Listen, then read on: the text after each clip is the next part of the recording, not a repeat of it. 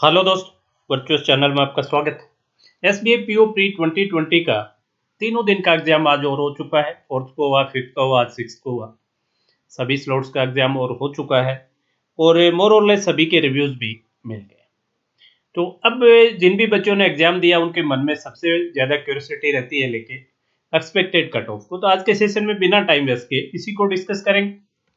First of all, अगर मैं ये देखूँ आपका क्वांट है, ये आपके क्वांट जल्दी जल्दी अपने देख लेते हैं इसको कि क्वांट ये फोर्थ को है।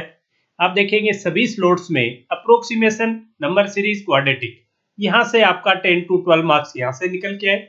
2 DI, 2 से 3 DI, दो कम स्लॉट्स में थी, ज्यादातर में ये 10 to 13 क्वेश्चन यहाँ से, और बाकी मिसलेनियस आप देखेंगे तो 10 to 12 या 13 क्वेश्चन यहाँ से निकल के आए। सभी शिफ्टों में ये पेपर कैलकुलेटिव था। सॉरी। देन अगर आप देखें फिफ्थ जेन का क्वांट का कल का जो पेपर था, इसमें भी पैटर्न में कोई चेंज नहीं आया। आप यहां देखोगे वही 10 to 12 क्वेश्चन यहां से निकल के आए। आपके अप्रोक्सीमेशन नंबर सीरीज क्वाड्रेटिक, तीन में से कोई दो पूछे गए। और यहाँ भी आप देखें ज्यादा ये कुछ यहाँ ये पाई प्लस टेबल, ये एक यहाँ लिखा गया, एक यहाँ लिखा गया, अदरवाइज ये नहीं था। ये पाई प्लस टेबल, ये टेबल कैसलेट सब में कल नहीं आया। ओके, तो ये इसमें भी मोर और लेस है, पैटर्न वाइज कोई फर्क नहीं था। पेपर क्वांट का कैलकुलेटिव रहा। आज का भी देखें तो आज का 2-3 स्लॉट का मुझे मिला है, 3 स्लॉट का, तो इसमें मैं यहाँ कोई चेंज नहीं है। वही 10 क्वेश्चंस यहाँ निकल के आए अप्रोक्सीमेशन नंबर सीरीज और क्वाड्रेटिक में से कोई दो निकल के आए, तीन में से दो में से टेकअप इन्होंने किया। डीआई देखिए सभी में कैसलेट, मैंने मुझे 3 स्लॉट का मिला है, तीनों में ही 2 डीआई और एक कैसलेट कैलकुलेटिव था पेपर, और वही मिसलेनियस का। तो 6 को भी क्वांट का कैलकुलेटिव रहा। अगर अपने रीजनिंग का देखें तो ये फोर्थ का है रीजनिंग, फोर्थ का रीजनिंग। तो फोर्थ की रीजनिंग में आई थिंक जो फर्स्ट 3 स्लॉट्स थे वो मोर और लेस एक जैसे थे। फोर्थ स्लॉट रीजनिंग कैलकुलेटिव थी, राइट। बट पैटर्न वही आप देखेंगे, करीब 12 से 13 क्वेश्चन यहाँ से, या 15 मान लो, 15 प्लस 20, किसी में यहाँ से 20 क्वेश्चन के आसपास, 20 से 22 मान लो, और यहाँ से आप देखेंगे तो 12-13 क्वेश्चन यहाँ से भी निकल के आ रहे थे, राइट। लेकिन फोर्थ शिफ्ट इसमें कैलकुलेटिव थी। फिफ्थ देखें तो रीजनिंग फोर्थ की 3 शिफ्टों से अगर मैं कंपेयर करूं तो यहाँ थोड़ी सी कैलकुलेटिव रही। और आप देखेंगे कि इसमें जैसे पजल का आप देखें तो 1 2 3 4 5, मतलब काफी ऐसे थे जिनमें कुछ में 4 आई, बाकी 5-5 पजल्स पूछी गई, इसलिए थोड़ा कैलकुलेटिव रहा फिफ्थ का। आज सिक्स्थ में भी पजल जो मुझे स्लॉट्स मिले हैं उनमें पजल ज्यादातर में 5-5 है। जैसे पहले स्लॉट में आप देखें 1 2 3 4 5 है, दूसरे में भी 5 है, तीसरे में भी तीसरा नहीं मिला मुझे, फोर्थ मिला फिर, तो 1 2 3 4 5, यहाँ भी 5 पजल। तो आज का जो पेपर देखें तो आई थिंक कल के पेपर के एट पार लग रहा था। हो सकता है पर्टिकुलर कोई स्लॉट टफ भी हो, वो आप कमेंट सेक्शन में कमेंट कर दीजिए। अगर आप इंग्लिश का देखें तो I think fourth fifth six तीनों दिनों में कोई बड़ा चेंज देखने को नहीं मिला।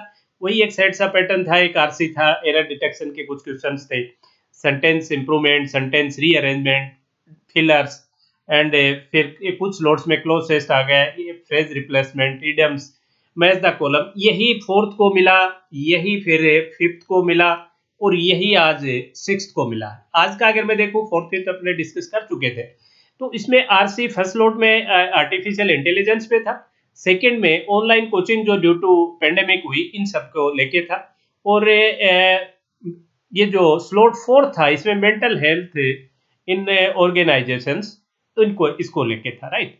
बाकी वही जैसे वर्ड स्वेप आ गया, एरर डिटेक्शन आ गया, सेंटेंस रीअरेंजमेंट आ गया, डबल फिलर आ गया, इडम फ्रेजेस से फ्रेज रिप्लेसमेंट आ गया, किसी में इडियम फिल करना आ गया, मैच द कॉलम आ गया। मोर और लेस इंग्लिश के पेपर में तीनों दिन कोई बड़ा डिफरेंस देखने को नहीं मिला। तो ये तो रहा तीनों दिन का पेपर का पैटर्न। अब एक अपने पोल करवाया था, पोल था, ये जो पोल आप देख रहे हैं ये था फोर्थ जेन का, फोर्थ जेन का ये पोल था जिसमें बच्चों ने पार्टिसिपेट किया 4000 से प्लस, और ये उसका रिजल्ट रहा। सेकेंड फिर पोल करवाया, आज का पोल नहीं था, ये 5th जैन के लिए करवाया। 5th जैन का जो था इसमें 6000 प्लस बच्चों ने पार्टिसिपेट किया और उसका भी ये। अब अगर इन दोनों को मैं क्लब करूं, ये रिजल्ट निकल के आया, ये है आपका 4th का और ये है 5th का। तो आप इस 4th और 5th से भी कंपेयर करेंगे तो आपको लगेगा कि 5th का एग्जाम 4th की बजाय कैलकुलेटिव था। 4th का लास्ट शिफ्ट कैलकुलेटिव था, लेकिन ओवरऑल आप 4th देखें तो 4th से 5th कैलकुलेटिव था और यहाँ प्रूव भी हो गया है। आप देखिए, अगर मैं एक अच्छा अटेम्प्ट मान रहा हूँ 65 को अपने बेस ले लें, तो यहाँ देखिए कि 60 टू 65, 65 टू 70, 70 टू 75, तो यहाँ 60 टू 65 44, आई थिंक लेस वाले भी इसी में होंगे, यही मान के चले अपने। तो ऊपर जो देखें 65 प्लस जो है, 65 प्लस जो बच्चे हैं वो 56% और 65 से कम है वो 44%। यहां आप देखेंगे ये तो ये हो गए 19 10 29 2 31, ये 41% आ गए 65 से ऊपर। तो ओबियस है नीचे कितने आ गए, 58 क्यों हो रहे हैं, 58, ये कोई करेक्शन छोटा मोटा होगा चलो। लेकिन आप यहां देखेंगे तो जो 56 थे वो 41 हो, इसका मतलब अटेम्प्ट से सेकेंड डे गिरे। और आज का पेपर का भी मोर और लेस आई थिंक एक स्लॉट का मैं नहीं कहता, बाकी कल के आसपास ही पेपर आज का था। तो आप ये मान के चलिए कि फर्स्ट, लेकिन 4th में भी मैं लास्ट शिफ्ट जो थी, लास्ट शिफ्ट और 4th उसको अलग रखूंगा इससे, ये मान के चलूंगा कि नॉर्मलाइजेशन होगा और नॉर्मलाइजेशन में 4th शिफ्ट को भी फायदा मिलेगा और 5th और 6th को भी मिलेगा, राइट। अब अपने अगर कट ऑफ का करें और आप में जो अच्छे बच्चे हैं, मैंने जो जो मेरे कंटिन्यूस टच में हैं, अपने चैनल के रेगुलर व्यूअर हैं और जिनको मैं सिलेक्शन के आसपास देखता हूं, वो अराउंड 60, मतलब 60 प्लस उन्होंने कट ऑफ किया है, 60 प्लस उनका कट ऑफ है विद गुड एक्यूरेसी, राइट, जिनका मैं सिलेक्शन के नजदीक मान रहा हूँ। जनरल कैटेगरी के लिए मैं ये चर्चा कर रहा हूँ आपसे। अब अगर अपने कट ऑफ की चर्चा करें, कट ऑफ है आपका 2019 में था, लेकिन 2019 और 2018 और 2020, अब इसमें वैकेंसीज का देखें सभी एट पार है, वैकेंसी में कोई न घटाव है न बढ़ाव है, मोर और लेस वही 2000 तीनों सालों में वैकेंसी है। पेपर का लेवल 2019 से काफी प्लस है, काफी प्लस है 2019 से। 2018 के मैं एट पार मान रहा हूं इसको। अगर पेपर के लेवल की मैं चर्चा करूं तो 2018 के एट पार है मोर और लेस। अगर मैं सभी शिफ्टों को एक तरह से नॉर्मलाइजेशन कर लूं और एवरेज निकालूं तो 2018 के करीब ये पेपर है, 19 से काफी टफ, तो 19 की कट ऑफ तो कहीं फाउल ही नहीं करेगी। अब अगर अपने देखें वैसे भी जो अपने पोल को भी देखें तो पोल में वो बच्चे पार्टिसिपेट करते हैं जिनका पेपर कंपेरेटिवली अच्छा होता है, जो सिलेक्शन के नजदीक। उससे भी अगर मैं देखता हूं तो 65 प्लस जो है वो जाके ये आता है कि जिसको मैं गुड अटेम्प्ट मान सकता हूँ 65 प्लस अनरिजर्व के विद गुड एक्यूरेसी। तो उसके अकॉर्डिंग भी मैं देखूं तो गुड एक्यूरेसी मैं कहता हूं 90 प्लस इनकी भी एक्यूरेसी है तीनों सब्जेक्ट को मिला के, क्योंकि इंग्लिश थोड़ा गिरा देती है, क्वांट भी गिराती है, रीजनिंग कम गिराती है, लेकिन सिली मिस्टेक्स होती हैं, सभी से होते हैं जब एग्जाम में उसका प्रेशर होता है टाइम का। तो 90% अगर मैं मानूं तो एक तरह से आपका 12.5% के आसपास रिडक्शन आ गया।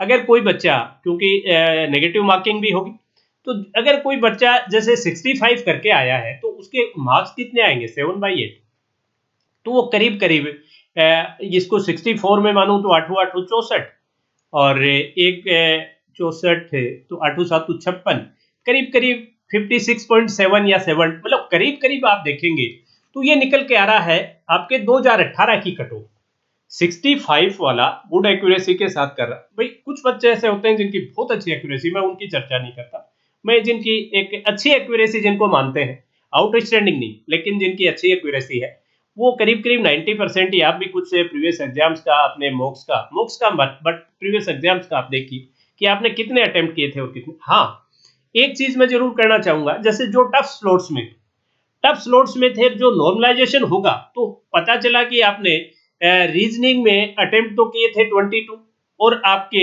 मार्क्स आ गए 27। ऐसे खूब एग्जाम्पल आपको देखने को मिले, राइट। तो मैं ये मान के चल रहा हूं कि करीब करीब जो 2018 की जो कट ऑफ थी 2000, बस फर्क इतना है कि भाई जो इस साल थोड़ा सा कंपटीशन बड़ा है और एसबीआई पीओ प्री एग्जाम भी काफी उस वक्त हुई जाके जब काफी सब चीजें डिटरमाइंड हो चुकी थी, कोई अनसर्टेनिटी नहीं थी। जब ये एग्जाम हुई है तब तक के 100% आप लोगों का फोकस था इस पे, अनसर्टेनिटी बिल्कुल भी नहीं। बहुत बच्चे ऐसे भी होंगे जो पेंडेमिक के चलते हुए कारपोरेट सेक्टर से भी एमएनसी को छोड़ के भी जिन्होंने एग्जाम्स दिए होंगे, हालांकि उनकी प्रिपरेशन का लेवल मैं अब नहीं मानता कि इतना अच्छा रहा होगा क्या, लेकिन फिर भी कुछ स्लॉट्स आसान है, कुछ मुश्किल है। तो मैं ये मान के चल रहा हूं कि 2018 को +-3 कर दीजिए आप, 2018 को +-3 कर दीजिए।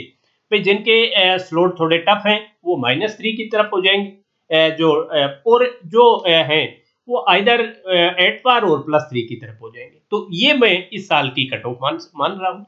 आप लोग भी इसके ऊपर कमेंट जरूर कीजिए और पॉजिटिव कीजिए। देखिए ये बहुत कम लोग होंगे, देखिए मैंने आपको पोल भी शो किया है, आप लोगों के फीडबैक भी है, और ऐसे नहीं है कोई 10-20 बच्चों का पोल दिखाया, आपको मोर देन 10,000 बच्चों का पोल शो किया है। हालांकि मैं मानता हूं कि जो पोल में आप लोग पार्टिसिपेट करते हैं वो अच्छे बच्चे होते हैं, वो थोड़ा सा पॉजिटिव भी बता देते हैं। जो 70 अटेम्प्ट करता है वो कई बार 72 भी बता देता है, 75। अब जो सबसे ज्यादा क्वारी इस वीडियो पे आने वाली है वो आने वाली है कि मैं मेरे इतने अटेम्प्ट है, मैं मेंस की प्रिपरेशन करूं क्या? तो उनके लिए मैं 2 मिनट आपकी और लूंगा। फर्स्ट ऑफ ऑल ये जनरल की मैंने कट ऑफ बताई है, कैटेगरी की जैसे आप 2018 में गैप था मोर और लेस में वैसा ही गैप इस साल भी देख रहा हूं, तो आप उसको उसके लिए एनालाइज कर सकते हैं। दूसरा, इस साल का जो पेपर था क्वांट का स्पेसिफिकली सभी स्लॉट्स में टफ था, कैलकुलेटिव था, टफ तो मैं नहीं कहूँ कैलकुलेटिव था, राइट? तो अटेम्प्ट्स गिरे उससे। रीजनिंग में आप देखो तो जो इसमें काफी स्लॉट्स में सिटिंग अरेंजमेंट और पजल इनका काफी वेटेज हो गया, तो किसी पर्टिकुलर पजल में अगर एक बच्चा फंस गया तो उसका टाइम वेस्ट हो जाता है। इंग्लिश का मुश्किल नहीं था। तो जिस भी बच्चे ने, मैं ये कहूंगा कि अगर अनरिजर्व कैटेगरी का है और उसने अराउंड 50 अटेम्प्ट किए, स्कोर नहीं, 50 विद गुड एक्यूरेसी अगर अटेम्प्ट किए हैं तो उसकी एक ठीक लेवल की प्रिपरेशन हो चुकी है। उसकी ठीक लेवल की प्रिपरेशन हो चुकी है तो उसको मेंस की प्रिपरेशन पे मोर फोकस करना चाहिए, मोर फोकस ऑन मेंस, क्योंकि अब प्री कोई बची भी नहीं है आपकी, भाई अब आपकी कोई प्री नहीं बची है, तो आप मेंस पे फोकस कीजिए। हाँ, जब कोई भी जैसे इंश्योरेंस सेक्टर के एक्सपेक्ट अपने कर रहे हैं, कोई नोटिफिकेशन जल्द आना चाहिए तो वो आए तब आप थोड़ा प्री पे ज्यादा फोकस कर देना, लेकिन अभी आप मेंस पे मोर। लेकिन जिन बच्चों ने, अगर जैसे कोई जनरल कैटेगरी है उसने 40 ही अटेम्प्ट कर पाया है तो उसको थोड़ी ज्यादा नीड, मतलब मैं ये नहीं कहूंगा कि 100% वो प्री पे फोकस करे, बट वो मोर फोकस प्री और कुछ फोकस अपना मेंस पे भी करे।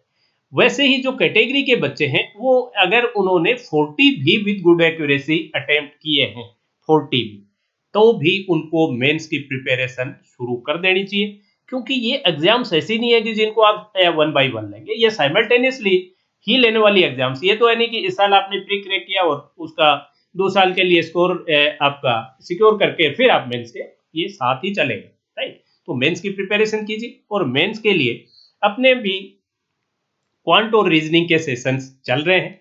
क्वांट 9:15 PM पर, ये करीब करीब आई थिंक 8-9 महीने हो गए चलते हुए, और रीजनिंग का जो मेंस का सेशन है वो 11:30 AM पर होता है, ध्रुव सर लेते हैं।